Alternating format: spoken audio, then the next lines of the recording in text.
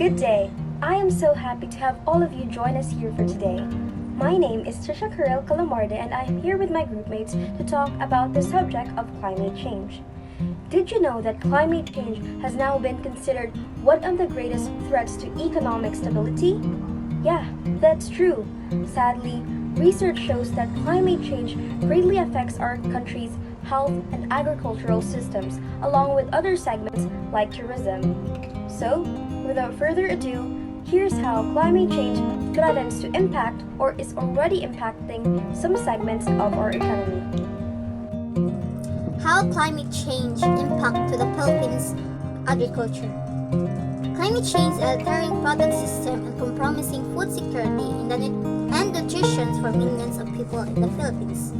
Jose Manuel Fernandez, FAO's country representative in the Philippines, said that amid an annual population growth rate of 1.5%, the Philippines now have an estimated 105 million people, with 30th biggest population in the world. This means a bigger threat to food security in the country. Due to climate change, crop yields are expected to decrease by 25%. However, with climate change, one successful cropping season is even hard to achieve. Ludovico Gigante said if there's neither too much heat or too much rain, that ruin our crops. If not the heat, there's also too much rain drowning their plants. Gigante is not alone in this struggle.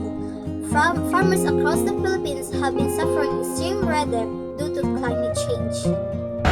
The impacts of climate change include warming temperatures, change in precipitation, increases in the frequency or intensity of some extreme weather events, and rising sea levels.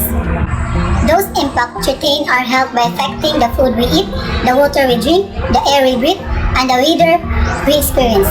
Climate change poses significant threat to health even in watery nations such as the United States. Globally, people in developing countries may be the most exposed to health. Children, pregnant women, and the elderly are among those who are the higher risk. Taking a brief look at some of the Philippines' tourist hotspots and population centers, it's clear which ones would be hit the hardest and how tourism in the country could suffer. Mactan Island, Lapu-Lapu City, with its extensive beach, resort properties and industrial zones including the south end of the Mactan, Cebu International Airport, as well as much of the waterfront areas of Mandaue City and Cebu City would be significantly affected by a 2 degrees Celsius rise in global temperature. A 4 degrees Celsius temperature rise would effectively render Mactan unusable, as well as everything in Mandaue and Cebu to the east of the National Highway. Boracay will lose its beach at 2 degrees Celsius and will split into two much smaller islands at 4 degrees Celsius. But the airport in the Caticlan will remain. Big Bay will lose little at 2 degrees Celsius, except that the dolphins at the Ocean Adventure may be allowed to swim freely, but at 4 degrees Celsius, the main hotel and the entertainment area will know today between the main gate and Moon Bay Marina will be submerged.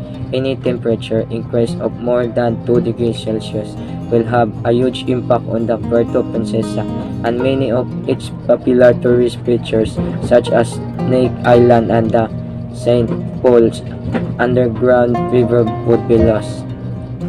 So now, we already know how climate change poses a fundamental threat to the country, the economy, and the livelihoods of Filipino people. In order to protect ourselves and to adequately address this crisis, we must now do our part as society to combat the effects of climate change. We can do small things like urgently reducing carbon emissions and preparing for the consequences of global warming, which we are now currently experiencing.